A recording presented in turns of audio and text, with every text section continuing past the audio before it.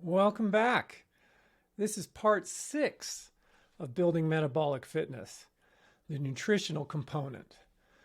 Before we get into the episode, I want to show you how to find my best advice on nutrition for athletic performance. Behind me is my Substack, Endurance Essentials, and this is the home page, the front page that you'll come into.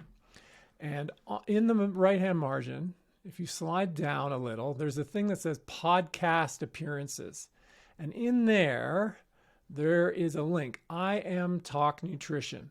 And at the 1 hour and 39 mark, I come on and we talk about high performance nutrition for amateurs and elites. And I cut through all the BS and I tell you exactly what to do to change your relationship with food and to fuel for high performance. Other resources for you are in my ebook. Easy link on the site, says ebook. Click that. Slide down a little. Body performance and nutrition. Click that and it's going to take you down the page. And what you're going to find there is a whole bunch of good stuff. Dead simple nutrition. I just hit you with the headlines. Body performance. Thinking about what you really want to achieve with your nutritional strategy in your larger life, and then a lot of other resources. Nutritional vigilantes about basically how dogmatic people can get about nutrition, thinking that there's right and wrong answers. There's really just effective and not effective strategies for wherever you happen to be in your life. Chronic endurance, talking about the risk of just getting on the hamster wheel of sugar and volume and stress and just watching out for that. Fasting, like Dr. Sam Milan, I think your best results come from exercise, not depletion. So fuel yourself, exercise appropriately, and that's how you're going to be training those mitochondria, not by trying to hack the thing by depleting yourself more than happens naturally on your longer days. Big guys losing weight. I've coached a lot of big units to success beyond what they thought was possible. They thought endurance wasn't for them because they were bigger guys. Untrue. Big guys can do great and they have a lot of advantages in terms of straight ahead power, particularly on the bike. Damage limitation strategies. That post is the strategies that I use to avoid making my life more difficult for myself. And it's basically a fiber and protein focused core nutrition strategy. Then getting and keeping your desired body.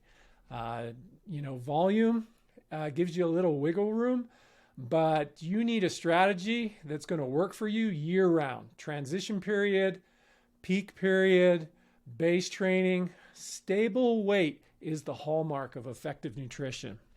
Okay, let's get into something that I know everybody's interested in. Weight, an emotional topic. Now, morning weight. When I weigh myself, I do the same thing every morning. I get up, I pee, I get on a Wi-Fi scale, and then I forget about it. That's it. I'm looking for my 7 to 10 day trend. And I also pay attention if there's a big move. And what's a big move? For me, it'd be about a kilo up or down. That would be kind of unusual. And I will have seen what the color is in my urine. And I'll be asking myself, might I be depleted? Or is it just a timing issue with a bowel movement or the amount of fiber I ate the day before? And what you can see, this is a whole year in the chart.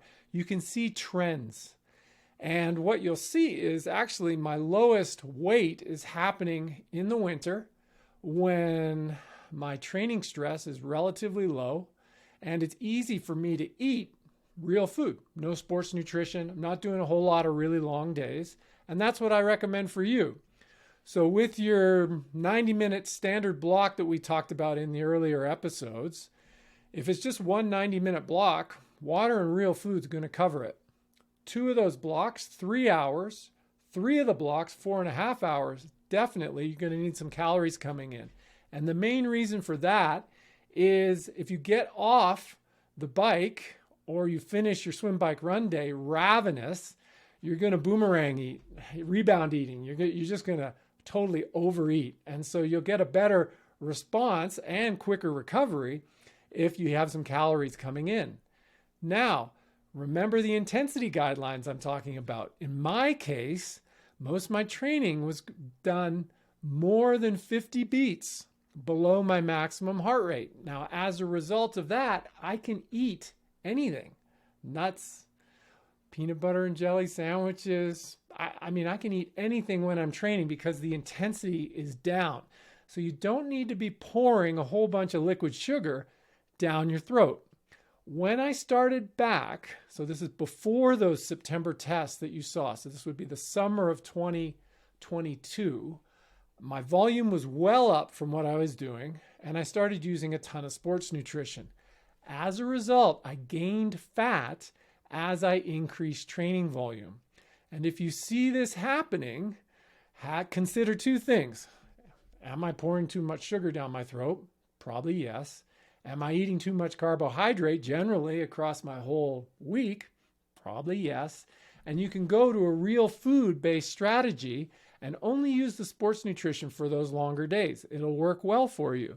And that's what we see here. I trend down once I get my nutrition straightened out, and I realize I don't need to be pouring all that sports drink down my throat. Now, when I push volume in the spring or in the summer, particularly on my big days where I'm out there, it might be 5 to 6 hours training spread across 7 to 8 hours.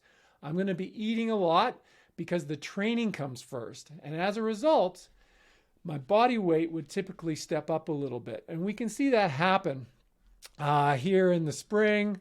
And then I'm a little more controlled across the summer, and I'm operating on a slightly lower range.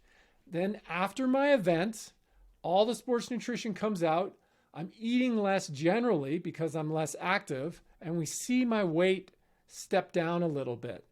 Now, the exact mechanism for that, don't really know. It might be hydration, it could be glycogen reserves, it could be blood volume. But the key thing I want you to look for is stability in weight.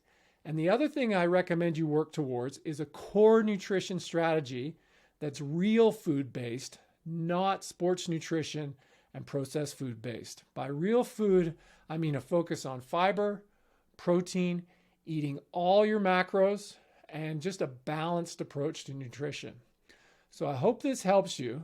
In the next episode, what I'm going to try and do is pull all this together and manage your expectations for what to expect going forward if you apply my advice.